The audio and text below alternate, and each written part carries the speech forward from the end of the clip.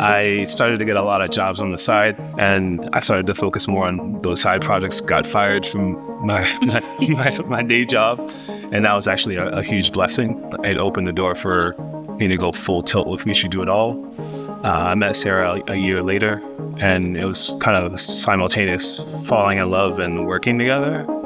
So in 2010, we had the honor of working as exhibition designers on the National Museum of African American History and Culture in DC. I joke that we felt the weight of the ancestors on that, and I think it was a successful project, but definitely a difficult one. From there, more and more projects started to come in, and our first hire was in 2016, near the same time of the birth of our first child. I thought when we left the city, we were going to be like seeking inspiration, and it actually didn't work like that. It was actually quite seamless to be here, and it was actually quite refreshing. This house, it was built in 1893. It was originally a schoolhouse. We bought it in 2019. There was a feel, like just an energy. I think just like space too, to like think, be able to move outside. Yeah, it helped a lot with the creative process. We try to blur hierarchies as we work through different projects. Not only hierarchy, but the blurring of specializations as well. It's important to us because we think about how we were raised in the design world and being frustrated and being held back, and you have to put years in before you get to a certain level.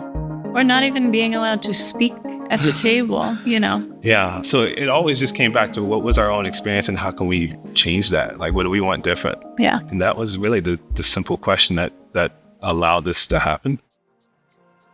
The name Paku Paku comes from the study of movement and folding, layering. The basic concept is this idea of contrast. We were very much inspired by architecture and its material palette. We wanted a material that's translucent and frosted, placed next to a material that's heavy, such as concrete.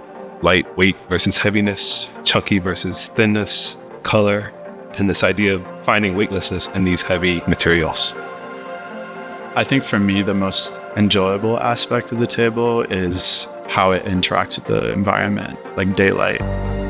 It gets dark, it gets light, it casts a shadow. The frostedness creates this really nice, beautiful harmony between the dark base structure and the frosted finish of the glass on the top.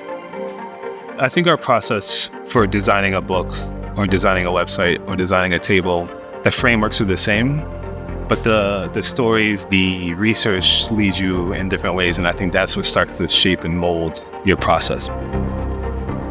Beyond the struggles that work might provide and the successes, I think when we look back at our environment that we've created for WeShouldDoItAll, our standing power is the relationships that we've built. We want to be successful, but I think what breeds success is like actually enjoying the people that you work with.